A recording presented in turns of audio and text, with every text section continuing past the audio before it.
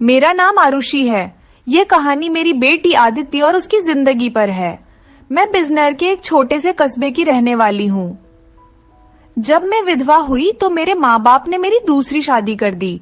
एक ऐसे व्यक्ति से कर दी जिसका पहले से ही एक बेटा था और मेरे पास भी एक बेटी थी। अब मेरा बेटा और बेटी एक ही कमरे में सोते थे, मगर सुबह उठते ही मेरी बेटी बेड की चादर दिन प्रतिदिन चेंज कर देती। फिर मुझसे छुप छुप कर पुरानी चादर धोती और खुद नहाने चली जाती। कई बार तो मेरी बेटी बेहोश भी हो जाया करती थी। वो दिन ब दिन बहुत कमजोर होती जा रही थी। एक दिन सुबह उठकर मैं जल्दी से बेटी के कमरे में चली गई, मैं श्रेप, मगर आगे का माहौल देखकर मैं शर्म से पानी पानी हो गई। दिल से एक यही बात निकली कि भगवान ऐसा मंजर कभी किसी माँ को न दिखाए, क्योंकि वहाँ मेरी बेटी और बेटा आडिडे। अब कहानी पूरा सुनिए। मैं शादी के 2 साल बाद ही मैं विधवा हो गई थी। उस वक्त मेरी उम्र 18 साल थी, क्योंकि मेरे माँ बाप ने मेरी शादी 16 साल की उम्र में ही कर दी थी। मैं अपने माँ बाप की इकलौती बेटी थी, मगर मुझे ऐसा लगता था मैं उन पर एक बहुत बड़ा बोझ हूँ, मानो जैसे कि मैं उनकी बेटी ही नहीं थी। मेरे पैदा होने के बाद ही मेरी माँ कोई खुशी नहीं देख पाई थी और मेरे पिता, उनको तो बेटे की बहुत चाहत थी, इसलिए वो मुझे नापसंद करते थे और हमेशा ही मुझसे अलग रहते थे। मुझे दिल से प्यार नहीं करते थे, वो मुझे अपना मानते भी नहीं थे और मुझ पर बहुत गुस्सा करते थे। कुछ खानदानी शक्तियों की वजह से मेरे पिता दूसरी शादी भी नहीं कर सके। बस इसी कारण वो मुझसे बहुत नफरत करते थे। हर वक्त मुझसे सख्ती से ही बात करते थे और इसी वजह से उन्होंने मेरी शादी भी जल्दी ही करवा दी थी। मेरा पति सरकारी स्कूल में एक शिक्षक था। हमारी एक 3 साल की बेटी भी थी, मगर एक दिन विद्यालय से आते हुए रास्ते में उनका एक्सीडेंट हो गया और मौके पर ही उनकी मृत्यु हो गई। वो भी मेरा साथ छोड़ गए। वो दिन मेरे लिए किसी कयामत से कम नहीं था। मुझ पर तो परेशानियों के पहाड़ ही टूट पड़े थे। कुछ दिन गुजारने के बाद मेरे सास ससुर ने भी मुझे मेरे माँ बाप के घर भेज दिया। शायद उन पर भी मैं बोझ ही थी। वो भी मुझे अच्छा नहीं समझते थे। उनके ख्याल से मैं मनहूस औरत थी। मैंने ही जैसे उनके बेटे को मार दिया हो। फिर मैं चुपचाप अपने माँ बाप के साथ उनके घर आ गई। मेरे माँ बाप ही मुझे बोझ ही समझते थे। मैं अपनी बेटी को सीने से लगाकर अकेले अकेले बहुत रोती थी। फिर कुछ दिन बाद मेरे माँ बाप ने मेरी दूसरी शादी कर दी, एक ऐसे व्यक्ति से जिसका पहले से ही एक बेटा था और मेरे पास भी एक बेटी थी। हम दोनों एक जैसे थे, इसलिए हमारी शादी हो गई, वरना मेरे तो अच्छे रिश्ते भी नहीं आते थे। उसका बेटा मेरी बेटी से 1 साल छोटा था। उसके बेटे का नाम अभिषेक था और मेरी बेटी का नाम अदिति था। हम लोग साथ ही रहने लगे और वक्त इसी तरह गुजरने लगा। देखते ही देखते अदिति 16 साल की हो गई और अभिषेक 15 साल का हो गया। जब अभिषेक के पिता का देहांत हो गया, वो भी इस दुनिया से चले गए। मतलब मेरे दूसरे पति भी हमेशा हमेशा के लिए हमें छोड़कर चले गए। उनकी हमेशा ही तबीयत खराब रहती थी। उन्हें तरह तरह की बीमारियों ने घेर रखा था, लेकिन उनकी बीमारियों के साथ जैसे तैसे गुजर बसर हो रहा था। उनके जाने के बाद मानो जैसे घर की रौनक ही उड़ गई हो। हमारा अपना मकान था, इसलिए किराए की चिंता नहीं होती थी और मेरे घर में ही एक किराना की छोटी सी दुकान थी। एक दिन जब हम सब लोग सो रहे थे, फिर अचानक ही बहुत जोर से आवाज आई। मेरा तो दिल बैठ गया। मैं बहुत घबरा गई थी और डर भी गई थी। मैंने देखा कि आवाज तो अभिषेक के कमरे से आई है। मैं उसके कमरे की तरफ दौड़ी तो मैं देखते ही हैरान रह गई। कमरे की छत गिर गई थी। यह देखकर मैं घबरा गई। मुझे डर था कि कहीं अभिषेक तो इस छत के नीचे नहीं दब गया। जब मैं करीब गई और मैंने जाकर देखा तो अभिषेक वहाँ नहीं था। वो बाथरूम जाने के लिए उठा होगा, इसी वजह से उसकी जान बच गई, क्योंकि उसके कमरे की छत गिर गई थी। मैंने ईश्वर से धन्यवाद किया कि यह तो अच्छा हुआ कि अभिषेक को कोई चोट नहीं आई। अगर उसको कुछ हो जाता तो मैं उसके स्वर्गवासी पिता को क्या मुंह दिखाती। लेकिन अब हमारे पास इतने पैसे नहीं थे कि हम उस छत को दोबारा डलवा सकते।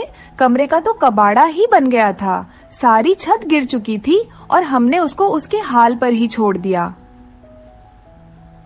उसके बाद मैंने अपने लिए अपना बिस्तर रसोई में ही डाल दिया और कमरे में दोनों बच्चों को सोने के लिए कहा, क्योंकि बाहर तो बहुत ज्यादा सर्दी थी और बाहर कोई सो भी नहीं सकता था और कमरे में एक बेड और एक चारपाई ही थी।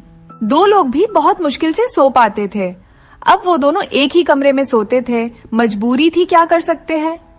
एक कमरे में तो दुकान थी और मेरे पति ने घर में 3 ही तो कमरे बनवाए थे।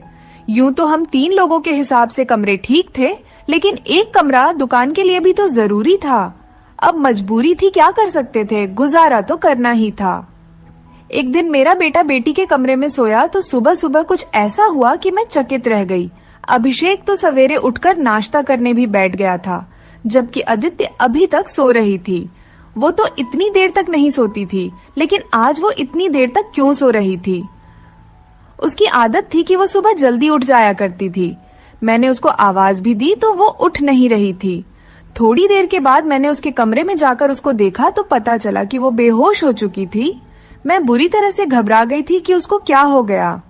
मैंने फौरन ही अभिषेक को बोला कि पास के ही डॉक्टर को घर बुला लाओ। डॉक्टर घर पर आया तो डॉक्टर ने कहा कि यह बेहोश हो गई है, लड़की काफी कमजोर है, खून की भी कमी है, कोई भारी काम इससे मत करवाना, बस आराम ही करवाना, फल अच्छा खाना वगैरह खिलाइए, ठीक हो जाएगी। जब अदिति को होश आया तो मैं उसके पास गई और मैंने उससे पूछा कि तुम्हें क्या हो गया था। तो वो कहने लगी कि बस ऐसे ही बैठे। मुझे चक्कर आने लगे थे और मैं बेहोश हो गई थी। मैंने अपनी बेटी को कहा कि तुम आराम करो, मैं तुम्हारे लिए नाश्ता बनाकर लाती हूँ। जब मैं नाश्ता लेकर आई और मैंने आकर देखा, वो अपने कमरे में नहीं थी और कमरे के बिस्तर पर चादर भी नहीं थी। मैंने बाहर जाकर उसको देखा तो वो उसी चादर को बैठकर धो रही थी। मैंने उससे पूछा, तुम ये चादर क्यों धो रही हो? तुम्हारी तो तबीयत ठीक नहीं है, डॉक्टर ने तुम्हें आराम करने के लिए कहा है। मैं उस पर बहुत चिल्लाई और कहा कि यहाँ से उठो, अपने कमरे में जाओ और नाश्ता करो, कुछ खाओ पियो, तभी तो ठीक हो जाओगी। उसने कहा, नहीं, मुझे ये चादर जरूर धोनी है, बिस्तर पर बिछाने के लिए हमारे घर में एक ही तो चादर है। मैंने कहा कि अचानक से ये चादर धोने का भूत तुम्हारे सर पर क्यों सवार हो गया है? इतनी तो चादर गंदी नहीं थी जो तुम उसको धोने के लिए बैठ गई। छोड़ दो इसे, मैं खुद इस चादर को धो दूंगी, उठो। यहाँ से उसने मेरी बात नहीं मानी और चादर को छत पर सुखाने के लिए चली गई। उसके बाद ही उसने नाश्ता किया। फिर थोड़ी देर के लिए वो सो गई और अभिषेक भी काम पर जा चुका था। उसको सिर्फ मैंने हाई स्कूल तक ही पढ़ाई करवाई थी और वो एक कपड़े की दुकान पर काम करता था। वह बहुत ही मेहनती था। घर वाली दुकान तो मैं खुद ही चला लिया करती थी। वैसे भी उस दुकान में ज्यादातर बच्चे ही आते थे। दिन इसी तरह से गुजर गया। उस दिन अभिषेक ने मुझसे कहा, आज मैं खाना खाकर आया हूँ। वो देर से आया था और अदिति भी पहले से ही कमरे में सो चुकी थी। वो भी जाकर कमरे में सो गया। मैंने भी रसोई में अपनी चारपाई डाल रखी थी। जगह बदलने की वजह से मुझे नींद नहीं आ रही थी। मैं अपने पति को याद ही कर रही थी। दूसरा पति मेरा बहुत अच्छा था, मेरा बहुत ख्याल रखता था। उसने कभी भी मुझे पहली शादी का ताना नहीं दिया था और मेरी बेटी को वो हमेशा अपनी ही बेटी समझता था। और मैंने भी अभिषेक को कभी नहीं बताया था कि वो मेरा सौतेला बेटा है। उसने भी मुझसे अपने हिस्से का प्यार ले लिया था। वो मुझे सगी माँ से भी ज्यादा प्यार करता था और मेरा कहना भी मानता था। वो उस घर में अकेला ही मर्द था। वो हमारा इकलौता ही सहारा था, वरना हम 2 औरतें कहाँ जाती। काम भी अच्छे तरीके से कर रहा था। मैंने उसे कहा भी था कि वो आगे की पढ़ाई प्राइवेट पढ़ ले, क्योंकि अगर उसके पास कोई अच्छी डिग्री होगी तो नौकरी भी अच्छी मिल जाएगी। वो मेरी बात मान लेता था। सुबह सुबह फिर से कुछ ऐसा हुआ कि मैं हैरान रह गई। अदिति फिर से बेहोश हो चुकी थी और इस बार तो उसकी शक्ल देखकर लग रहा था जैसे उसके जिस्म का सारा खून ही खींच लिया गया हो। वो बिल्कुल पीली पड़ गई थी। फिर मैंने डॉक्टर को बुलवाया। डॉक्टर ने वही बात कही कि मैंने आराम करने को कहा था। इसको खाने में क्या खिलाया था आपने? मैंने उनको सारी बात बताई। मैंने कहा कि वही दाल सब्जी खिलाई थी और फल भी खिलाए थे। पूरा दिन कोई काम भी नहीं करवाया था। तो डॉक्टर ने कहा कि दोबारा से कैसे इतनी कमजोरी हो गई, आप इस बात को सीरियस लीजिए, नहीं तो आपकी बेटी की जान को खतरा हो सकता है। क्योंकि इस तरह से अचानक बेहोश हो जाना और कई घंटों तक बेहोश रहना कोई मामूली बात नहीं। डॉक्टर ने सख्ती से सारी बात बताई और कुछ देर बाद वो चले गए। फिर जब आदित्य होश आया तो मैंने उससे कहा कि तुमने फिर से अब कोई काम किया तो मुझसे बुरा कोई नहीं होगा, लेकिन थोड़ी देर बाद जब मैं उसके कमरे में दोबारा गई तो मैं यह देखकर हैरान हो गई कि वो क्या कर रही है। वो तो फिर से बेड की चादर को धो रही थी। इस बार मैं उसे दूर से देख रही थी, क्योंकि जो भी वो कर रही थी वह सब कुछ मामूली नहीं था। वो बेहोशी से उठकर चादर को धोना शुरू कर देती थी। यह सब क्या हो रहा था? वो ये सब क्यों कर रही थी? जब से मेरे बेटे ने उसके कमरे में सोना शुरू किया था तभी से वो ऐसा कर रही थी, और बेहोश भी तभी से हो रही थी। अभिषेक उसके लिए था तो सौतेला भाई, लेकिन बचपन से दोनों एक साथ ही पले बड़े हैं। उन दोनों में तो सगे भाई बहनों जैसी मोहब्बत थी। फिर ऐसा क्या हो रहा था? मेरी बेटी की तबीयत दिन भर दिन क्यों खराब होती जा रही थी? मैं रोती और सोचती रहती कि यह सब कुछ क्या हो रहा है। एक औरत कमजोर तब होती है जब वो बच्चे पैदा करती है तो उसके अंदर बिल्कुल भी ताकत नहीं रहती, लेकिन जवान लड़कियों यूं बेहोश होने लगे। यह तो कोई नॉर्मल बात नहीं थी। दूसरे ही दिन उसने चादर धोकर छत पर सुखाई। वो आसपास भी उसे ही देख रही थी कि जैसे मैंने उसे देखा तो नहीं है। मैं रसोई की खिड़की से ये सब कुछ देख रही थी। मैंने भी उसको ऐसा एहसास नहीं होने दिया जैसे मैं उसको देख रही हूँ। लेकिन मेरी बेटी क्या कर रही थी? वो फिर से बिस्तर पर आकर लेट गई और उसने अपने ऊपर वाली चादर को ओढ़ लिया ताकि मुझे कुछ पता न चले। नीचे वाली चादर है या नहीं ये मुझे नहीं पता था। मैंने उसको नाश्ता करवाया और दवाई दी। दुकान अच्छी नहीं चल रही थी। हमारी दुकान पर कोई बड़ा ग्राहक नहीं आता था। सिर्फ बच्चे ही गोलियां और टॉफियां लेने आते थे जो 5 रुपए देकर चले जाते। इसी तरह से तो काम नहीं चलने वाला था। मैं बहुत परेशान थी, लेकिन यह बात मैंने अपने बच्चों को कभी नहीं बताई। अभिषेक को भी कुछ नहीं बताया क्योंकि वो पहले से ही नौकरी कर रहा था। अब अगर ऐसे में ये बात बता देती तो वो और भी ज्यादा परेशान हो जाता। लेकिन मैं खुद बहुत परेशान हो गई थी। ऊपर से डॉक्टर ने कहा था बेटी को अच्छी चीजें खिलाओ, लेकिन घर में तो दाल रोटी के भी पूरे पैसे नहीं हो रहे थे। घर का खर्चा करना बहुत मुश्किल हो रहा था। लेकिन एक दिन कुछ बहुत ही अजीब हुआ। मैंने अपने बेटे अभिषेक और आदित्य को कुछ ऐसी बातें करते हुए सुना जिनकी मुझे बिल्कुल भी समझ नहीं आई। मेरे बेटे ने कहा, ये तुमने तो अभी से ही अपनी तबीयत खराब कर ली है, इस तरह तो नहीं चलेगा। अगर तुम्हें इतनी परेशानी हो रही है तो फिर हम ये सब नहीं कर सकते। मेरी बेटी ने कहा कि नहीं, मुझे यह काम करना है। इसी तरह के मौके बार बार नहीं मिलते हैं और मुझे क्या पता था कि मेरे साथ ये सब कुछ हो जाएगा। मुझे तो पता ही नहीं था कि मेरे अंदर इतनी भी ताकत नहीं है। मेरे बेटे ने कहा कि अब तो तुम्हें पता है ना, मैं तुम्हारी जिंदगी को दांव पर नहीं लगा सकता। तो मेरी बेटी का कहना था कि नहीं, सिर्फ 2-4 हफ्तों की बात है, उसके बाद ये मौका नहीं मिलेगा। ये सब क्या हो रहा था? मुझे कुछ समझ नहीं आ रहा था। ये दोनों क्या बातें कर रहे हैं? एक दिन तो मैंने कुछ ऐसा देखा जिसको देखकर मैं दंग रह गई। सुबह सुबह ही मेरी बेटी ने चादर को फिर से धोकर छत पर सुखा दिया और वो एक तरफ खड़ी होकर उलटी कर रही थी। मैंने कहा कि क्या हो गया है तुम्हें? वो घबरा गई और कहने लगी कि अचानक से मेरा दिल खराब हो गया। मैंने कहा, क्या मतलब है इस बात का कि दिल खराब हो गया? तुम्हारा क्या खा रही हो तुम ऐसा, और चादर को बार बार क्यों धोती हो? क्या छुपा रही हो मुझसे? अगर मुझे पता चला कि तुमने कोई ऐसी वैसी हरकत की है जिससे मेरी और तुम्हारे बाप की इज्जत दांव पर लग गई तो मैं तुम्हें कभी माफ नहीं करूंगी। मेरी बेटी हैरान हो गई। उसने कहा, माँ आप किस तरह की बातें कर रही हैं? ऐसा कुछ नहीं है जैसा आप सोच रही हैं। लगता है आज आपने कोई फिल्म देखी है या किसी ने आपके कान मेरे खिलाफ भर दिए हैं जो आप इस तरह की बातें कर रही हैं। मैं ऐसा क्यों करूंगी? और अगर मैंने इस चादर को धो दिया है तो क्या हो गया? चादर गंदी हो गई थी, बस इसीलिए धो दिया। आपको तो पता है कि कई दिन से मेरी तबीयत खराब है, तो दवाई खाने की वजह से मेरे पेट में भी खराबी हो रही है। अगर मुझे उल्टी आ गई तो इसका और कोई मतलब नहीं है। मेरी बेटी मुझसे इस तरह से बात कर रही थी। मैंने उसके मुंह पर थप्पड़ दे मारा और वो जमीन पर गिर गई। तभी अचानक अभिषेक भी आ गया। उसने कहा कि माँ आप ये क्या कर रही हैं? आपने इस पर हाथ क्यों उठाया? तो मैंने उससे कहा, हाँ मैंने इसको मारा है, इस पर हाथ उठाया है। ऐसा तो मुझे बहुत पहले ही करना चाहिए था, लेकिन अभी मैं पूरी तरह से बात की तह तक नहीं पहुंची हूँ। जिस दिन मुझे पता चल गया तुम दोनों के बारे में, उस दिन देखना। अब मुझे खुद पता नहीं था कि मुझे क्या हो गया था। मेरे दिल में जो बात आ रही थी मैं वही बोलती जा रही थी, जो कि मुझे इस तरह नहीं करना चाहिए था। रात को अचानक मेरी आंख खुली और मैंने देखा कि मेरे बच्चों के कमरे की लाइट जल रही थी। उस वक्त वो क्या कर रहे थे? उनको तो इस समय सो जाना चाहिए था और मुझसे तो शाम को कह रहे थे कि आज हम जल्दी सो जाएंगे। मैं जब कमरे के करीब गई तो वो न सिर्फ जाग रहे थे बल्कि बातें भी कर रहे थे। किसी बात पर बहुत ज्यादा खुश हो रहे थे। मेरा बेटा कह रहा था कि तुम बहुत खुशकिस्मत हो।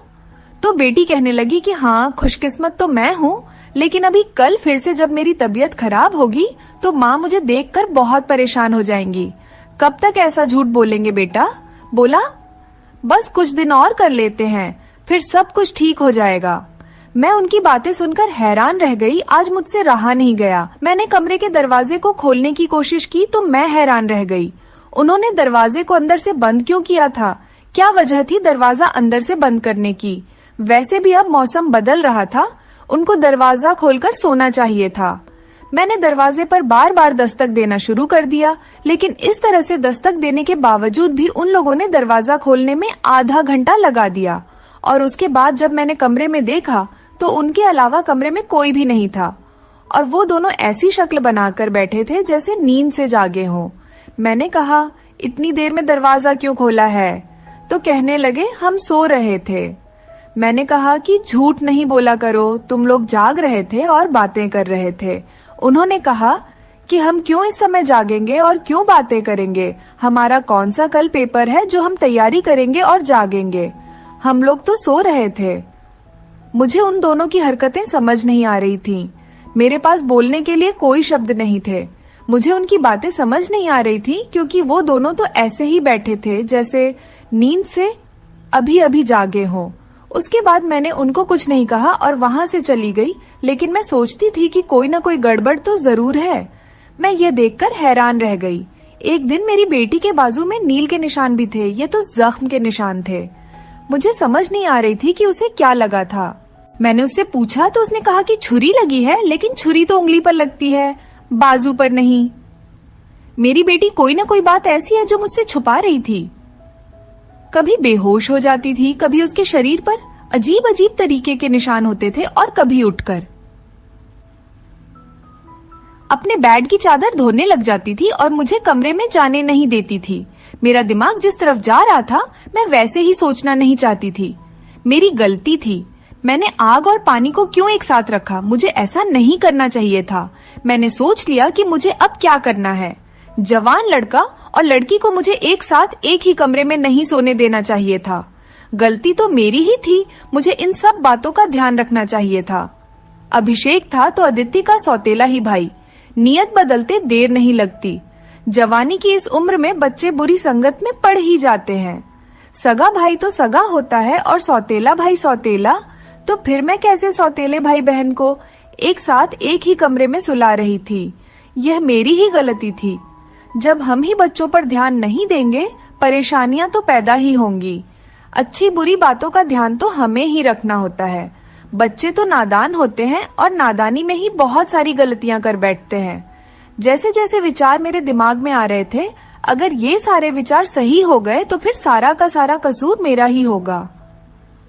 मैंने अपने बेटे और बेटी पर नजर रखी थी। एक दिन मेरा बेटा बेटी को कोई चीज लाकर दे रहा था। मैं छुपकर उनकी बातें सुनने लगी। उसने कहा कि यह तुम्हारी दवाई है, इस परेशानी के लिए यह दवाई ले लो तो सब कुछ ठीक हो जाएगा। उसने मेरी बेटी को छुपाकर वो गोलियां दी। मैं परेशान हो गई कि ये किस चीज की गोलियां उसको दे रहा है। आखिर ऐसी क्या बात है जो परेशानी ये दोनों हल करना चाहते हैं और उसके बारे में मुझे नहीं पता। और ये दवाइयां कुछ अजीब सी क्यों लग रही थीं? मेरी बेटी ने भी वो दवाइयां फौरन से पकड़ ली और उनको अपने दुपट्टे के पल्लू में छुपा लिया। बेटे ने कहा कि रात को सोने से पहले खा लेना, तो फिर अगले दिन तो बेहोश बिल्कुल भी नहीं होगी। और 2-3 दिन तक तो मेरी बेटी वाकई बेहोश नहीं हुई थी, लेकिन उसके बाद शायद उसकी वो गोलियां खत्म हो गईं और एक दिन बाद फिर से मेरी बेटी बेहोश हो गई थी। मेरा बेटा भी घर पर नहीं था, इसलिए मैंने आज फायदा उठाने के बारे में सोचा। मैंने वो चादर बहुत ही होशियारी से बेटी के नीचे से खींच ली और उसको तरीके से तय करके अपने कमरे में ले आई। मुझे खोलकर देखना था कि इस पर ऐसा क्या लगा होता था जिसकी वजह से मेरी बेटी सुबह उठते ही उसे धोना शुरू कर देती थी और यहाँ तक कि अपनी बीमारी का भी ख्याल नहीं करती। जब मैंने चादर को खोलकर देखा तो पहले तो मुझे कुछ नजर नहीं आया, लेकिन जब मैंने ध्यान से देखा तो यह देखकर मैं हैरान रह गई कि उस चादर पर सफेद सफेद बाल थे और पूरी चादर बालों से भरी हुई थी। मुझे समझ नहीं आई ये किस चीज के बाल हैं, क्योंकि ये बाल बिल्कुल सफेद और छोटे छोटे बाल थे। मैं हैरान हो गई, लेकिन मुझे ये बात समझ नहीं आई। मैं सोचती रही कि ये सब कुछ क्या हो रहा है। मैं बेटे और बेटी की हरकतों पर नजर रख रही थी, इसलिए सारा कुछ अपने दिमाग में सोच रही थी, लेकिन मैं किसी नतीजे पर नहीं पहुंची थी। तब तक मेरी बेटी को यह पता चल ही गया कि चादर मैंने देख ली है, तो वो मेरे पास आकर बैठ गई और कुछ अजीब सी घबराई हुई नजर आने लगी। उसके बाद मैंने उससे पूछ लिया कि क्या बात है, क्यों परेशान लग रही हो? तो उसने कहा कि माँ वो चादर कहाँ है? तो मैंने उससे कहा कि वो तो मैंने धोकर डाल दी है।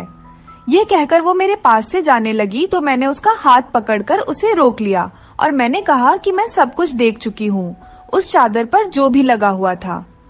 मुझे बता दो ये सब कुछ क्या है? तुम मुझसे इतने दिनों से क्या छुपा रही हो? मैं बहुत परेशान हो गई हूँ, मेरे दिमाग में बहुत बुरे बुरे विचार आ रहे हैं।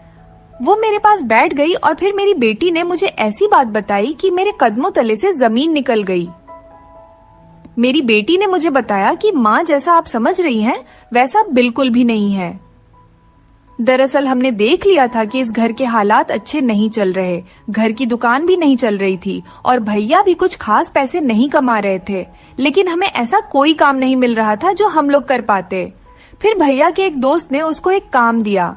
दरअसल उसने कुछ बहुत ही नस्ली किस्म के बिल्ली के बच्चे रखे हुए थे, जो कि 3 से 4 की तादाद में थे, लेकिन उनको संभालना उसके बस से बाहर था। इसलिए उसने हमें उन बच्चों को संभालने का काम दिया और उस काम के बहुत सारे पैसे दिए। दरअसल भैया भी पूरा दिन वहीं होते थे, लेकिन रात में भाई को आराम भी करना होता था, इसलिए उन बिल्ली के बच्चों को कमरे में ले आते थे और मैं उनको संभाल लेती थी। उन्हीं के बाल सुबह चादर पर लगे हुए थे, जिसको मैं सुबह को धो देती थी, क्योंकि हमें पता था कि आपको इस तरह की चीजें अच्छी नहीं लगती और हम आपको यह सब कुछ बताना भी नहीं चाहते थे। हम ये सब काम कर रहे हैं और मुझे बाद में पता चला कि मुझे बिल्ली के बच्चों से एलर्जी हो जाती है, जिसकी वजह से मैं सुबह को बेहोश हो जाती थी। भैया ने मुझे जो दवाइयां लाकर दी थी वो भी इसी चीज की थी, ताकि मेरी एलर्जी कम हो जाए। माँ, भैया का वो दोस्त बहुत अमीर है और वो इस काम के हमें बहुत ज्यादा पैसे भी दे रहा था। वो हमें एक दिन के 1000 रुपए दे रहा था और आज उन बच्चों का हमारे घर में आखिरी दिन था, क्योंकि अब वो उन्हें लेकर दूसरे शहर चला गया है और हमने इतने पैसे कमा लिए हैं कि हम उस कमरे की छत भी डलवा सकते हैं और घर का कुछ राशन भी ला सकते हैं। हमें पता है कि आपको पालतू जानवर पसंद नहीं है, इसलिए हमने आपको यह बात नहीं बताई थी, लेकिन आपने तो न जाने हमारे बारे में क्या क्या सोच लिया। हम पर इतना शक किया। आपने हमारे बारे में जो बातें की वो हमारे दिल में तीर की तरह जाकर लगती थी। मैं जानती हूँ कि वो मेरा सौतेला भाई है, लेकिन वो मेरे सगे भाइयों से भी बढ़कर है। उसने हर बार सिर्फ हमारे बारे में ही सोचा है, जबकि देखा जाए तो हम उसके क्या लगते हैं। उसका पिता तो इस दुनिया से जा चुका है और उसके अपने रिश्तेदार भी तो हैं, जो कि हमसे बहुत ज्यादा अमीर हैं। वो उनके साथ जाकर भी तो रह सकता है, लेकिन वो फिर भी हमारे साथ रहता है, क्योंकि वो हमें कभी अकेला नहीं छोड़ना चाहता। उसने हमेशा मुझे अपनी सगी बहन ही माना है। उसने कभी मुझसे कोई गलत बात नहीं की और वो हमारा साथ भी देता है, हमारे लिए बहुत कुछ करता है। पूरा दिन वो काम करता था, रात को मैं उसकी मदद करती थी। वो कहता था कि वो रात में भी यह सब कुछ कर लेगा। दिन भर तो वो बेचारा मेहनत करता था, इसलिए मैंने उससे कहा कि रात को तुम आराम किया करो, बच्चों को मैं देख लूंगी, इसलिए मैं उसकी मदद कर रही थी। मुझे यह सुनकर बहुत ही ज्यादा अफसोस हुआ और मुझे खुद पर बहुत गुस्सा भी आ रहा था। मैंने अपने बच्चों के बारे में क्या क्या सोचा। मैं अपने बच्चों के बारे में जितना गलत सोच रही थी, मेरे बच्चे उससे भी कई गुना ज्यादा अच्छे हैं। इतनी गलत बातें मैंने उनके बारे में सोची जितनी मुझे सोचनी भी नहीं चाहिए थी। हमने ये बात अभिषेक को नहीं बताई। अदिति ने भी उसको कुछ नहीं बताया कि मुझे सारी बात का पता चल गया, क्योंकि अब यह काम वैसे भी खत्म हो गया था और मैं उसकी नजरों में और ज्यादा गिरना नहीं चाहती थी। कुछ दिन बाद अभिषेक ने उस कमरे की छत डलवा दी और अब हमारे घर का कमरा भी ठीक हो गया था। धीरे धीरे हमने बहुत मेहनत की। मेरी बेटी ने भी घर में बच्चों को ट्यूशन पढ़ाना शुरू कर दिया था। हमारे हालात पहले से बेहतर होने लगे। धीरे धीरे इतने बेहतर हो गए कि हमारे घर में कोई तंगी नहीं रही। मेरे साथ जिंदगी ने बहुत बुरा किया था, लेकिन अच्छा यह किया कि मुझे बहुत ज्यादा नेक और अच्छे बच्चे दिए, चाहे वो मेरे अपने थे या पराई। ईश्वर की कृपा से मेरे दोनों बच्चे बहुत ही मेहनती हैं और इस बात को समझते हैं कि अभी उनकी मेहनत के दिन हैं। हाथ पर हाथ रखकर नहीं बैठ सकते, क्योंकि उनके सर पर पिता का साया नहीं था और मैं भी कुछ खास कर नहीं सकती थी। इस बात का उनको एहसास था और यह एक बहुत बड़ी बात है। ईश्वर की कृपा है कि अब सब कुछ ठीक हो गया। ऊपर वाले का लाख लाख शुक्र हुआ। जैसा मैं सोच रही थी वैसा कुछ नहीं हुआ, लेकिन ऐसा हो भी सकता था।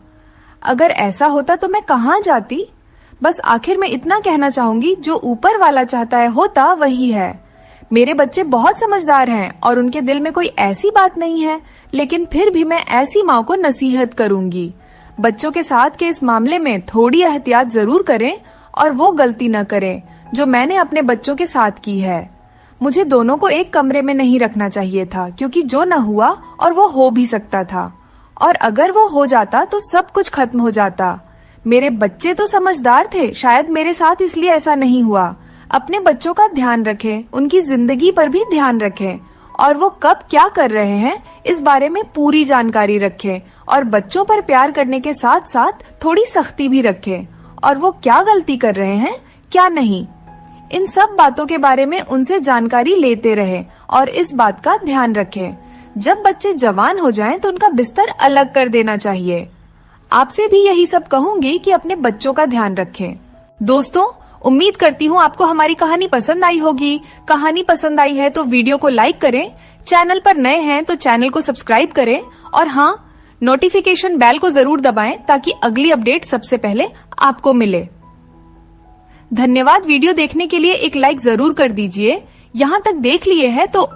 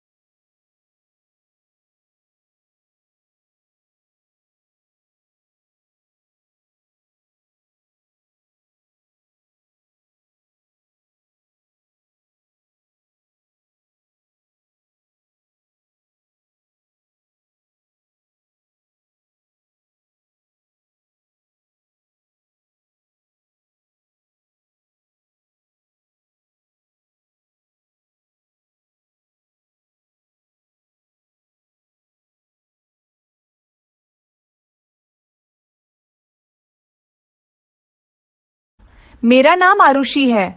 ये कहानी मेरी बेटी आदित्य और उसकी जिंदगी पर है। मैं बिजनौर के एक छोटे से कस्बे की रहने वाली हूँ। जब मैं विधवा हुई तो मेरे माँ बाप ने मेरी दूसरी शादी कर दी। एक ऐसे व्यक्ति से कर दी जिसका पहले से ही एक बेटा था और मेरे पास भी एक बेटी थी। अब मेरा बेटा और बेटी एक ही कमरे में सोते थे, मगर सुबह उठते ही मेरी बेटी बेड की चादर दिन प्रतिदिन चेंज कर देती। फिर मुझसे छुप छुप कर पुरानी चादर धोती और खुद नहाने चली जाती। कई बार तो मेरी बेटी बेहोश भी हो जाया करती थी। वो दिन ब दिन बहुत कमजोर होती जा रही थी। एक दिन सुबह उठकर मैं जल्दी से बेटी के कमरे में चली गई, मैं श्रेप, मगर आगे का माहौल देखकर मैं शर्म से पानी पानी हो गई। दिल से एक यही बात निकली कि भगवान ऐसा मंजर कभी किसी माँ को न दिखाए, क्योंकि वहाँ मेरी बेटी और बेटा आडिडे। अब कहानी पूरा सुनिए। मैं शादी के 2 साल बाद ही मैं विधवा हो गई थी। उस वक्त मेरी उम्र 18 साल थी, क्योंकि मेरे माँ बाप ने मेरी शादी 16 साल की उम्र में ही कर दी थी। मैं अपने माँ बाप की इकलौती बेटी थी, मगर मुझे ऐसा लगता था मैं उन पर एक बहुत बड़ा बोझ हूँ, मानो जैसे कि मैं उनकी बेटी ही नहीं थी। मेरे पैदा होने के बाद ही मेरी माँ कोई खुशी नहीं देख पाई थी और मेरे पिता, उनको तो बेटे की बहुत चाहत थी, इसलिए वो मुझे नापसंद करते थे और हमेशा ही मुझसे अलग रहते थे। मुझे दिल से प्यार नहीं करते थे, वो मुझे अपना मानते भी नहीं थे और मुझ पर बहुत गुस्सा करते थे। कुछ खानदानी शक्तियों की वजह से मेरे पिता दूसरी शादी भी नहीं कर सके। बस इसी कारण वो मुझसे बहुत नफरत करते थे। हर वक्त मुझसे सख्ती से ही बात करते थे और इसी वजह से उन्होंने मेरी शादी भी जल्दी ही करवा दी थी। मेरा पति सरकारी स्कूल में एक शिक्षक था। हमारी एक 3 साल की बेटी भी थी, मगर एक दिन विद्यालय से आते हुए रास्ते में उनका एक्सीडेंट हो गया और मौके पर ही उनकी मृत्यु हो गई। वो भी मेरा साथ छोड़ गए। वो दिन मेरे लिए किसी कयामत से कम नहीं था। मुझ पर तो परेशानियों के पहाड़ ही टूट पड़े थे। कुछ दिन गुजारने के बाद मेरे सास ससुर ने भी मुझे मेरे माँ बाप के घर भेज दिया। शायद उन पर भी मैं बोझ ही थी। वो भी मुझे अच्छा नहीं समझते थे। उनके ख्याल से मैं मनहूस औरत थी। मैंने ही जैसे उनके बेटे को मार दिया हो। फिर मैं चुपचाप अपने माँ बाप के साथ उनके घर आ गई। मेरे माँ बाप ही मुझे बोझ ही समझते थे। मैं अपनी बेटी को सीने से लगाकर अकेले अकेले बहुत रोती थी। फिर कुछ दिन बाद मेरे माँ बाप ने मेरी दूसरी शादी कर दी, एक ऐसे व्यक्ति से जिसका पहले से ही एक बेटा था और मेरे पास भी एक बेटी थी।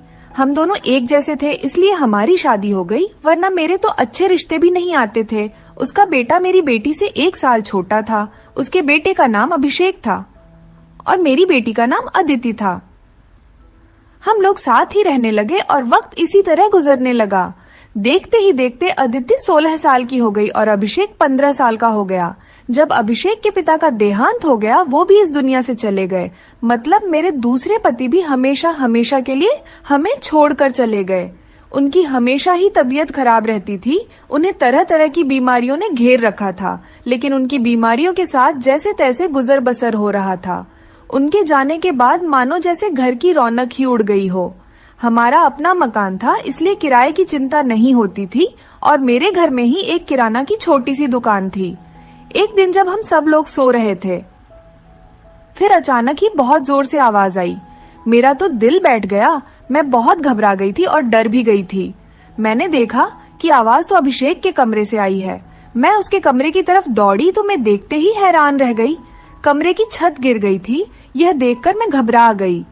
मुझे डर था कि कहीं अभिषेक तो इस छत के नीचे नहीं दब गया। जब मैं करीब गई और मैंने जाकर देखा तो अभिषेक वहां नहीं था। वो बाथरूम जाने के लिए उठा होगा, इसी वजह से उसकी जान बच गई, क्योंकि उसके कमरे की छत गिर गई थी। मैंने ईश्वर से धन्यवाद किया कि यह तो अच्छा हुआ कि अभिषेक को कोई चोट नहीं आई। अगर उसको कुछ हो जाता तो मैं उसके स्वर्गवासी पिता को क्या मुंह दिखाती। लेकिन अब हमारे पास इतने पैसे नहीं थे कि हम उस छत को दोबारा डलवा सकते। कमरे का तो कबाड़ा ही बन गया था। सारी छत गिर चुकी थी और हमने उसको उसके हाल पर ही छोड़ दिया। उसके बाद मैंने अपने लिए अपना बिस्तर रसोई में ही डाल दिया और कमरे में दोनों बच्चों को सोने के लिए कहा, क्योंकि बाहर तो बहुत ज्यादा सर्दी थी और बाहर कोई सो भी नहीं सकता था और कमरे में एक बेड और एक चारपाई ही थी। 2 लोग भी बहुत मुश्किल से सो पाते थे। अब वो दोनों एक ही कमरे में सोते थे, मजबूरी थी, क्या कर सकते हैं। एक कमरे में तो दुकान थी और मेरे पति ने घर में 3 ही तो कमरे बनवाए थे। यूं तो हम 3 लोगों के हिसाब से कमरे ठीक थे, लेकिन एक कमरा दुकान के लिए भी तो जरूरी था। अब मजबूरी थी, क्या कर सकते थे, गुजारा तो करना ही था। एक दिन मेरा बेटा बेटी के कमरे में सोया तो सुबह सुबह कुछ ऐसा हुआ कि मैं चकित रह गई। अभिषेक तो सवेरे उठकर नाश्ता करने भी बैठ गया था, जबकि अदिति अभी तक सो रही थी। वो तो इतनी देर तक नहीं सोती थी, लेकिन आज वो इतनी देर तक क्यों सो रही थी। उसकी आदत थी कि वो सुबह जल्दी उठ जाया करती थी। मैंने उसको आवाज भी दी तो वो उठ नहीं रही थी। थोड़ी देर के बाद मैंने उसके कमरे में जाकर उसको देखा तो पता चला कि वो बेहोश हो चुकी थी। मैं बुरी तरह से घबरा गई थी कि उसको क्या हो गया। मैंने फौरन ही अभिषेक को बोला कि पास के ही डॉक्टर को घर बुला लाओ। डॉक्टर घर पर आया तो डॉक्टर ने कहा कि यह बेहोश हो गई है, लड़की काफी कमजोर है, खून की भी कमी है, कोई भारी काम इससे मत करवाना, बस आराम ही करवाना, फल अच्छा खाना वगैरह खिलाइए, ठीक हो जाएगी। जब अदिति को होश आया तो मैं उसके पास गई और मैंने उससे पूछा कि तुम्हें क्या हो गया था। तो वो कहने लगी कि बस ऐसे ही बैठे बैठे मुझे चक्कर आने लगे थे और मैं बेहोश हो गई थी। मैंने अपनी बेटी को कहा कि तुम आराम करो, मैं तुम्हारे लिए नाश्ता बनाकर लाती हूँ। जब मैं नाश्ता लेकर आई और मैंने आकर देखा, वो अपने कमरे में नहीं थी और कमरे के बिस्तर पर चादर भी नहीं थी। मैंने बाहर जाकर उसको देखा तो वो उसी चादर को बैठकर धो रही थी। मैंने उससे पूछा, तुम ये चादर क्यों धो रही हो? तुम्हारी तो तबीयत ठीक नहीं है, डॉक्टर ने तुम्हें आराम करने के लिए कहा है। मैं उस पर बहुत चिल्लाई और कहा कि यहाँ से उठो, अपने कमरे में जाओ और नाश्ता करो, कुछ खाओ पियो, तभी तो ठीक हो जाओगी। उसने कहा, नहीं नहीं, मुझे ये चादर जरूर धोनी है, बिस्तर पर बिछाने के लिए हमारे घर में एक ही तो चादर है। मैंने कहा कि अचानक से ये चादर धोने का भूत तुम्हारे सर पर क्यों सवार हो गया है? इतनी तो चादर गंदी नहीं थी जो तुम उसको धोने के लिए बैठ गई। छोड़ दो इसे, मैं खुद इस चादर को धो दूंगी, उठो। यहाँ से उसने मेरी बात नहीं मानी और चादर को छत पर सुखाने के लिए चली गई। उसके बाद ही उसने नाश्ता किया। फिर थोड़ी देर के लिए वो सो गई और अभिषेक भी काम पर जा चुका था। उसको सिर्फ मैंने हाई स्कूल तक ही पढ़ाई करवाई थी और वो एक कपड़े की दुकान पर काम करता था। वह बहुत ही मेहनती था। घर वाली दुकान तो मैं खुद ही चला लिया करती थी। वैसे भी उस दुकान में ज्यादातर बच्चे ही आते थे। दिन इसी तरह से गुजर गया। उस दिन अभिषेक ने मुझसे कहा, आज मैं खाना खाकर आया हूँ। वो देर से आया था और अदिति भी पहले से ही कमरे में सो चुकी थी। वो भी जाकर कमरे में सो गया। मैंने भी रसोई में अपनी चारपाई डाल रखी थी। जगह बदलने की वजह से मुझे नींद नहीं आ रही थी। मैं अपने पति को याद ही कर रही थी। दूसरा पति मेरा बहुत अच्छा था, मेरा बहुत ख्याल रखता था। उसने कभी भी मुझे पहली शादी का ताना नहीं दिया था और मेरी बेटी को वो हमेशा अपनी ही बेटी समझता था। और मैंने भी अभिषेक को कभी नहीं बताया था कि वो मेरा सौतेला बेटा है। उसने भी मुझसे अपने हिस्से का प्यार ले लिया था। वो मुझे सगी माँ से भी ज्यादा प्यार करता था और मेरा कहना भी मानता था। वो उस घर में अकेला ही मर्द था। वो हमारा इकलौता ही सहारा था, वरना हम 2 औरतें कहाँ जाती। काम भी अच्छे तरीके से कर रहा था। मैंने उसे कहा भी था कि वो आगे की पढ़ाई प्राइवेट पढ़ ले, क्योंकि अगर उसके पास कोई अच्छी डिग्री होगी तो नौकरी भी अच्छी मिल जाएगी। वो मेरी बात मान लेता था। सुबह सुबह फिर से कुछ ऐसा हुआ कि मैं हैरान रह गई। अदिति फिर से बेहोश हो चुकी थी और इस बार तो उसकी शक्ल देखकर लग रहा था जैसे उसके जिस्म का सारा खून ही खींच लिया गया हो। वो बिल्कुल पीली पड़ गई थी। फिर मैंने डॉक्टर को बुलवाया। डॉक्टर ने वही बात कही कि मैंने आराम करने को कहा था। इसको खाने में क्या खिलाया था आपने? मैंने उनको सारी बात बताई। मैंने कहा कि वही दाल सब्जी खिलाई थी और फल भी खिलाए थे। पूरा दिन कोई काम भी नहीं करवाया था। तो डॉक्टर ने कहा कि दोबारा से कैसे इतनी कमजोरी हो गई, आप इस बात को सीरियस लीजिए, नहीं तो आपकी बेटी की जान को खतरा हो सकता है। क्योंकि इस तरह से अचानक बेहोश हो जाना और कई घंटों तक बेहोश रहना कोई मामूली बात नहीं। डॉक्टर ने सख्ती से सारी बात बताई और कुछ देर बाद वो चले गए। फिर जब आदित्य होश आया तो मैंने उससे कहा कि तुमने फिर से अब कोई काम किया तो मुझसे बुरा कोई नहीं होगा, लेकिन थोड़ी देर बाद जब मैं उसके कमरे में दोबारा गई तो मैं यह देखकर हैरान हो गई कि वो क्या कर रही है। वो तो फिर से बेड की चादर को धो रही थी। इस बार मैं उसे दूर से देख रही थी, क्योंकि जो भी वो कर रही थी वह सब कुछ मामूली नहीं था।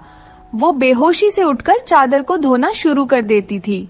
यह सब क्या हो रहा था? वो ये सब क्यों कर रही थी? जब से मेरे बेटे ने उसके कमरे में सोना शुरू किया था तभी से वो ऐसा कर रही थी, और बेहोश भी तभी से हो रही थी। अभिषेक उसके लिए था तो सौतेला भाई, लेकिन बचपन से दोनों एक साथ ही पले बड़े हैं। उन दोनों में तो सगे भाई बहनों जैसी मोहब्बत थी। फिर ऐसा क्या हो रहा था? मेरी बेटी की तबीयत दिन भर दिन क्यों खराब होती जा रही थी? मैं रोती और सोचती रहती कि यह सब कुछ क्या हो रहा है। एक औरत कमजोर तब होती है जब वो बच्चे पैदा करती है तो उसके अंदर बिल्कुल भी ताकत नहीं रहती, लेकिन जवान लड़कियों यूं बेहोश होने लगे। यह तो कोई नॉर्मल बात नहीं थी। दूसरे ही दिन उसने चादर धोकर छत पर सुखाई। वो आसपास भी उसे ही देख रही थी कि जैसे मैंने उसे देखा तो नहीं है। मैं रसोई की खिड़की से ये सब कुछ देख रही थी। मैंने भी उसको ऐसा एहसास नहीं होने दिया जैसे मैं उसको देख रही हूँ। लेकिन मेरी बेटी क्या कर रही थी? वो फिर से बिस्तर पर आकर लेट गई और उसने अपने ऊपर वाली चादर को ओढ़ लिया ताकि मुझे कुछ पता न चले। नीचे वाली चादर है या नहीं ये मुझे नहीं पता था। मैंने उसको नाश्ता करवाया और दवाई दी। दुकान अच्छी नहीं चल रही थी। हमारी दुकान पर कोई बड़ा ग्राहक नहीं आता था। सिर्फ बच्चे ही गोलियां और टॉफियां लेने आते थे जो 5 रुपए देकर चले जाते। इसी तरह से तो काम नहीं चलने वाला था। मैं बहुत परेशान थी, लेकिन यह बात मैंने अपने बच्चों को कभी नहीं बताई। अभिषेक को भी कुछ नहीं बताया क्योंकि वो पहले से ही नौकरी कर रहा था। अब अगर ऐसे में ये बात बता देती तो वो और भी ज्यादा परेशान हो जाता। लेकिन मैं खुद बहुत परेशान हो गई थी।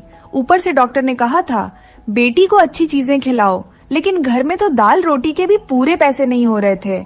घर का खर्चा करना बहुत मुश्किल हो रहा था। लेकिन एक दिन कुछ बहुत ही अजीब हुआ। मैंने अपने बेटे अभिषेक और आदित्य को कुछ ऐसी बातें करते हुए सुना जिनकी मुझे बिल्कुल भी समझ नहीं आई। मेरे बेटे ने कहा, ये तुमने तो अभी से ही अपनी तबीयत खराब कर ली है, इस तरह तो नहीं चलेगा। अगर तुम्हें इतनी परेशानी हो रही है तो फिर हम ये सब नहीं कर सकते। मेरी बेटी ने कहा कि नहीं, मुझे यह काम करना है। इसी तरह के मौके बार बार नहीं मिलते हैं और मुझे क्या पता था कि मेरे साथ ये सब कुछ हो जाएगा। मुझे तो पता ही नहीं था कि मेरे अंदर इतनी भी ताकत नहीं है।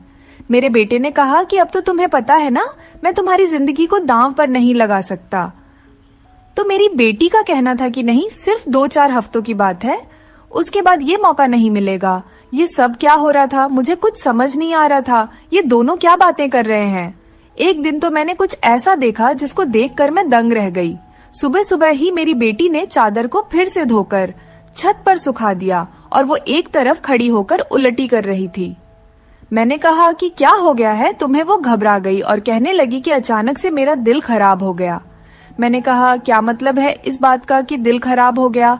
तुम्हारा क्या खा रही हो तुम ऐसा, और चादर को बार बार क्यों धोती हो? क्या छुपा रही हो मुझसे? अगर मुझे पता चला कि तुमने कोई ऐसी वैसी हरकत की है जिससे मेरी और तुम्हारे बाप की इज्जत दांव पर लग गई तो मैं तुम्हें कभी माफ नहीं करूंगी। मेरी बेटी हैरान हो गई। उसने कहा, माँ, आप किस तरह की बातें कर रही हैं? ऐसा कुछ नहीं है जैसा आप सोच रही हैं। लगता है आज आपने कोई फिल्म देखी है या किसी ने आपके कान मेरे खिलाफ भर दिए हैं जो आप इस तरह की बातें कर रही हैं। मैं ऐसा क्यों करूंगी? और अगर मैंने इस चादर को धो दिया है तो क्या हो गया? चादर गंदी हो गई थी, बस इसीलिए धो दिया। आपको तो पता है कि कई दिन से मेरी तबीयत खराब है, तो दवाई खाने की वजह से मेरे पेट में भी खराबी हो रही है। अगर मुझे उल्टी आ गई तो इसका और कोई मतलब नहीं है। मेरी बेटी मुझसे इस तरह से बात कर रही थी। मैंने उसके मुंह पर थप्पड़ दे मारा और वो जमीन पर गिर गई। तभी अचानक अभिषेक भी आ गया। उसने कहा कि माँ, आप ये क्या कर रही हैं? आपने इस पर हाथ क्यों उठाया? तो मैंने उससे कहा, हाँ, मैंने इसको मारा है, इस पर हाथ उठाया है। ऐसा तो मुझे बहुत पहले ही करना चाहिए था, लेकिन अभी मैं पूरी तरह से बात की तह तक नहीं पहुंची हूँ। जिस दिन मुझे पता चल गया तुम दोनों के बारे में, उस दिन देखना। अब मुझे खुद पता नहीं था कि मुझे क्या हो गया था। मेरे दिल में जो बात आ रही थी मैं वही बोलती जा रही थी, जो कि मुझे इस तरह नहीं करना चाहिए था। रात को अचानक मेरी आंख खुली और मैंने देखा कि मेरे बच्चों के कमरे की लाइट जल रही थी। उस वक्त वो क्या कर रहे थे? उनको तो इस समय सो जाना चाहिए था और मुझसे तो शाम को कह रहे थे कि आज हम जल्दी सो जाएंगे। मैं जब कमरे के करीब गई तो वो न सिर्फ जाग रहे थे बल्कि बातें भी कर रहे थे। किसी बात पर बहुत ज्यादा खुश हो रहे थे। मेरा बेटा कह रहा था कि तुम बहुत खुशकिस्मत हो, तो बेटी कहने लगी कि हाँ, खुशकिस्मत तो मैं हूँ, लेकिन अभी कल फिर से जब मेरी तबीयत खराब होगी तो माँ मुझे देखकर बहुत परेशान हो जाएंगी। कब तक ऐसा झूठ बोलेंगे बेटा? बोला, बस कुछ दिन और कर लेते हैं, फिर सब कुछ ठीक हो जाएगा। मैं उनकी बातें सुनकर हैरान रह गई। आज मुझसे रहा नहीं गया। मैंने कमरे के दरवाजे को खोलने की कोशिश की तो मैं हैरान रह गई। उन्होंने दरवाजे को अंदर से बंद क्यों किया था? क्या वजह थी दरवाजा अंदर से बंद करने की? वैसे भी अब मौसम बदल रहा था, उनको दरवाजा खोलकर सोना चाहिए था। मैंने दरवाजे पर बार बार दस्तक देना शुरू कर दिया, लेकिन इस तरह से दस्तक देने के बावजूद भी उन लोगों ने दरवाजा खोलने में आधा घंटा लगा दिया। और उसके बाद जब मैंने कमरे में देखा तो उनके अलावा कमरे में कोई भी नहीं था और वो दोनों ऐसी शक्ल बनाकर बैठे थे जैसे नींद से जागे हों। मैंने कहा, इतनी देर में दरवाजा क्यों खोला है? तो कहने लगे, हम सो रहे थे। मैंने कहा कि झूठ नहीं बोला करो, तुम लोग जाग रहे थे और बातें कर रहे थे। उन्होंने कहा कि हम क्यों इस समय जागेंगे और क्यों बातें करेंगे? हमारा कौन सा कल पेपर है जो हम तैयारी करेंगे और जागेंगे? हम लोग तो सो रहे थे। मुझे उन दोनों की हरकतें समझ नहीं आ रही थीं। मेरे पास बोलने के लिए कोई शब्द नहीं थे।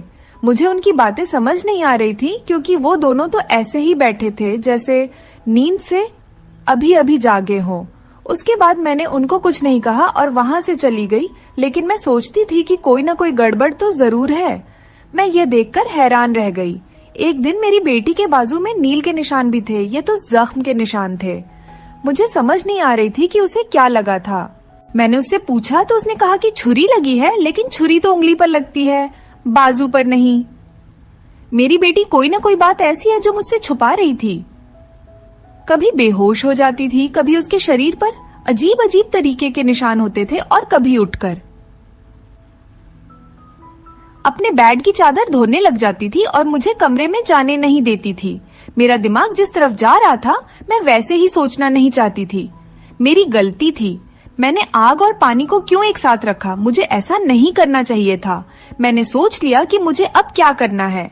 जवान लड़का और लड़की को मुझे एक साथ एक ही कमरे में नहीं सोने देना चाहिए था।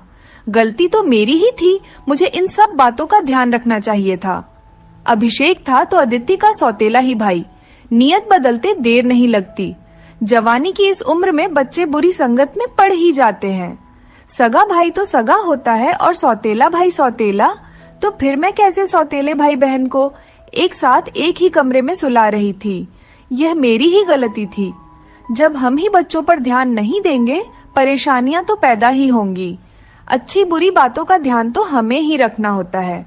बच्चे तो नादान होते हैं और नादानी में ही बहुत सारी गलतियां कर बैठते हैं।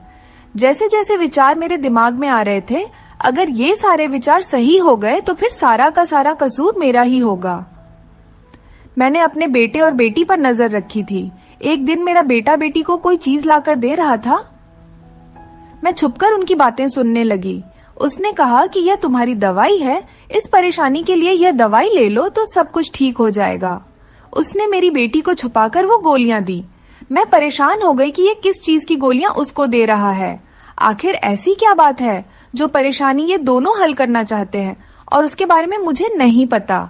और ये दवाइयां कुछ अजीब सी क्यों लग रही थी? मेरी बेटी ने भी वो दवाइयां फौरन से पकड़ ली और उनको अपने दुपट्टे के पल्लू में छुपा लिया। बेटे ने कहा कि रात को सोने से पहले खा लेना, तो फिर अगले दिन तो बेहोश बिल्कुल भी नहीं होगी। और 2-3 दिन तक तो मेरी बेटी वाकई बेहोश नहीं हुई थी, लेकिन उसके बाद शायद उसकी वो गोलियां खत्म हो गई और एक दिन बाद फिर से मेरी बेटी बेहोश हो गई थी। मेरा बेटा भी घर पर नहीं था, इसलिए मैंने आज फायदा उठाने के बारे में सोचा। मैंने वो चादर बहुत ही होशियारी से बेटी के नीचे से खींच ली और उसको तरीके से तय करके अपने कमरे में ले आई। मुझे खोलकर देखना था कि इस पर ऐसा क्या लगा होता था जिसकी वजह से मेरी बेटी सुबह उठते ही उसे धोना शुरू कर देती थी और यहाँ तक कि अपनी बीमारी का भी ख्याल नहीं करती। जब मैंने चादर को खोलकर देखा तो पहले तो मुझे कुछ नजर नहीं आया, लेकिन जब मैंने ध्यान से देखा तो यह देखकर मैं हैरान रह गई कि उस चादर पर सफेद सफेद बाल थे और पूरी चादर बालों से भरी हुई थी। मुझे समझ नहीं आई ये किस चीज के बाल हैं, क्योंकि ये बाल बिल्कुल सफेद और छोटे छोटे बाल थे। मैं हैरान हो गई, लेकिन मुझे ये बात समझ नहीं आई। मैं सोचती रही कि ये सब कुछ क्या हो रहा है। मैं बेटे और बेटी की हरकतों पर नजर रख रही थी, इसलिए सारा कुछ अपने दिमाग में सोच रही थी, लेकिन मैं किसी नतीजे पर नहीं पहुंची थी। तब तक मेरी बेटी को यह पता चल ही गया कि चादर मैंने देख ली है, तो वो मेरे पास आकर बैठ गई और कुछ अजीब सी घबराई हुई नजर आने लगी। उसके बाद मैंने उससे पूछ लिया कि क्या बात है, क्यों परेशान लग रही हो? तो उसने कहा कि माँ वो चादर कहाँ है? तो मैंने उससे कहा कि वो तो मैंने धोकर डाल दी है। ये कहकर वो मेरे पास से जाने लगी, तो मैंने उसका हाथ पकड़कर उसे रोक लिया और मैंने कहा कि मैं सब कुछ देख चुकी हूँ, उस चादर पर जो भी लगा हुआ था। मुझे बता दो ये सब कुछ क्या है? तुम मुझसे इतने दिनों से क्या छुपा रही हो? मैं बहुत परेशान हो गई हूँ, मेरे दिमाग में बहुत बुरे बुरे विचार आ रहे हैं। वो मेरे पास बैठ गई और फिर मेरी बेटी ने मुझे ऐसी बात बताई कि मेरे कदमों तले से जमीन निकल गई। मेरी बेटी ने मुझे बताया कि माँ जैसा आप समझ रही हैं वैसा बिल्कुल भी नहीं है। दरअसल हमने देख लिया था कि इस घर के हालात अच्छे नहीं चल रहे, घर की दुकान भी नहीं चल रही थी और भैया भी कुछ खास पैसे नहीं कमा रहे थे, लेकिन हमें ऐसा कोई काम नहीं मिल रहा था जो हम लोग कर पाते। फिर भैया के एक दोस्त ने उसको एक काम दिया। दरअसल उसने कुछ बहुत ही नस्ली किस्म के बिल्ली के बच्चे रखे हुए थे, जो कि 3 से 4 की तादाद में थे, लेकिन उनको संभालना उसके बस से बाहर था। इसलिए उसने हमें उन बच्चों को संभालने का काम दिया और उस काम के बहुत सारे पैसे दिए। दरअसल भैया भी पूरा दिन वहीं होते थे, लेकिन रात में भाई को आराम भी करना होता था, इसलिए उन बिल्ली के बच्चों को कमरे में ले आते थे और मैं उनको संभाल लेती थी।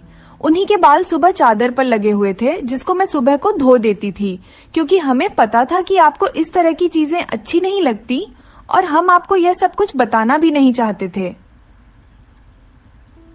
हम ये सब काम कर रहे हैं और मुझे बाद में पता चला कि मुझे बिल्ली के बच्चों से एलर्जी हो जाती है, जिसकी वजह से मैं सुबह को बेहोश हो जाती थी। भैया ने मुझे जो दवाइयां लाकर दी थी वो भी इसी चीज की थी, ताकि मेरी एलर्जी कम हो जाए। माँ, भैया का वो दोस्त बहुत अमीर है और वो इस काम के हमें बहुत ज्यादा पैसे भी दे रहा था। वो हमें एक दिन के 1000 रुपए दे रहा था और आज उन बच्चों का हमारे घर में आखिरी दिन था, क्योंकि अब वो उन्हें लेकर दूसरे शहर चला गया है और हमने इतने पैसे कमा लिए हैं कि हम उस कमरे की छत भी डलवा सकते हैं और घर का कुछ राशन भी ला सकते हैं। हमें पता है कि आपको पालतू जानवर पसंद नहीं है, इसलिए हमने आपको ये बात नहीं बताई थी, लेकिन आपने तो न जाने हमारे बारे में क्या क्या सोच लिया। हम पर इतना शक किया। आपने हमारे बारे में जो बातें की वो हमारे दिल में तीर की तरह जाकर लगती थी। मैं जानती हूँ कि वो मेरा सौतेला भाई है, लेकिन वो मेरे सगे भाइयों से भी बढ़कर है। उसने हर बार सिर्फ हमारे बारे में ही सोचा है, जबकि देखा जाए तो हम उसके क्या लगते हैं। उसका पिता तो इस दुनिया से जा चुका है और उसके अपने रिश्तेदार भी तो हैं, जो कि हमसे बहुत ज्यादा अमीर हैं। वो उनके साथ जाकर भी तो रह सकता है, लेकिन वो फिर भी हमारे साथ रहता है, क्योंकि वो हमें कभी अकेला नहीं छोड़ना चाहता। उसने हमेशा मुझे अपनी सगी बहन ही माना है। उसने कभी मुझसे कोई गलत बात नहीं की और वो हमारा साथ भी देता है, हमारे लिए बहुत कुछ करता है। पूरा दिन वो काम करता था, रात को मैं उसकी मदद करती थी। वो कहता था कि वो रात में भी ये सब कुछ कर लेगा। दिन भर तो वो बेचारा मेहनत करता था, इसलिए मैंने उससे कहा कि रात को तुम आराम किया करो, बच्चों को मैं देख लूंगी, इसलिए मैं उसकी मदद कर रही थी। मुझे यह सुनकर बहुत ही ज्यादा अफसोस हुआ और मुझे खुद पर बहुत गुस्सा भी आ रहा था। मैंने अपने बच्चों के बारे में क्या क्या सोचा। मैं अपने बच्चों के बारे में जितना गलत सोच रही थी, मेरे बच्चे उससे भी कई गुना ज्यादा अच्छे हैं। इतनी गलत बातें मैंने उनके बारे में सोची जितनी मुझे सोचनी भी नहीं चाहिए थी। हमने ये बात अभिषेक को नहीं बताई। अदिति ने भी उसको कुछ नहीं बताया कि मुझे सारी बात का पता चल गया, क्योंकि अब यह काम वैसे भी खत्म हो गया था और मैं उसकी नजरों में और ज्यादा गिरना नहीं चाहती थी। कुछ दिन बाद अभिषेक ने उस कमरे की छत डलवा दी और अब हमारे घर का कमरा भी ठीक हो गया था। धीरे धीरे हमने बहुत मेहनत की। मेरी बेटी ने भी घर में बच्चों को ट्यूशन पढ़ाना शुरू कर दिया था। हमारे हालात पहले से बेहतर होने लगे। धीरे धीरे इतने बेहतर हो गए कि हमारे घर में कोई तंगी नहीं रही। मेरे साथ जिंदगी ने बहुत बुरा किया था, लेकिन अच्छा यह किया कि मुझे बहुत ज्यादा नेक और अच्छे बच्चे दिए, चाहे वो मेरे अपने थे या पराई। ईश्वर की कृपा से मेरे दोनों बच्चे बहुत ही मेहनती हैं और इस बात को समझते हैं कि अभी उनकी मेहनत के दिन हैं। हाथ पर हाथ रखकर नहीं बैठ सकते, क्योंकि उनके सर पर पिता का साया नहीं था और मैं भी कुछ खास कर नहीं सकती थी। इस बात का उनको एहसास था और यह एक बहुत बड़ी बात है। ईश्वर की कृपा है कि अब सब कुछ ठीक हो गया। ऊपर वाले का लाख लाख शुक्र हुआ। जैसा मैं सोच रही थी वैसा कुछ नहीं हुआ, लेकिन ऐसा हो भी सकता था। अगर ऐसा होता तो मैं कहाँ जाती। बस आखिर में इतना कहना चाहूंगी, जो ऊपर वाला चाहता है होता वही है। मेरे बच्चे बहुत समझदार हैं और उनके दिल में कोई ऐसी बात नहीं है, लेकिन फिर भी मैं ऐसी माँ को नसीहत करूंगी, बच्चों के साथ के इस मामले में थोड़ी एहतियात जरूर करें और वो गलती न करें जो मैंने अपने बच्चों के साथ की है। मुझे दोनों को एक कमरे में नहीं रखना चाहिए था, क्योंकि जो न हुआ और वो हो भी सकता था, और अगर वो हो जाता तो सब कुछ खत्म हो जाता। मेरे बच्चे तो समझदार थे, शायद मेरे साथ इसलिए ऐसा नहीं हुआ। अपने बच्चों का ध्यान रखें, उनकी जिंदगी पर भी ध्यान रखें और वो कब क्या कर रहे हैं इस बारे में पूरी जानकारी रखें, और बच्चों पर प्यार करने के साथ साथ थोड़ी सख्ती भी रखें, और वो क्या गलती कर रहे हैं क्या नहीं, इन सब बातों के बारे में उनसे जानकारी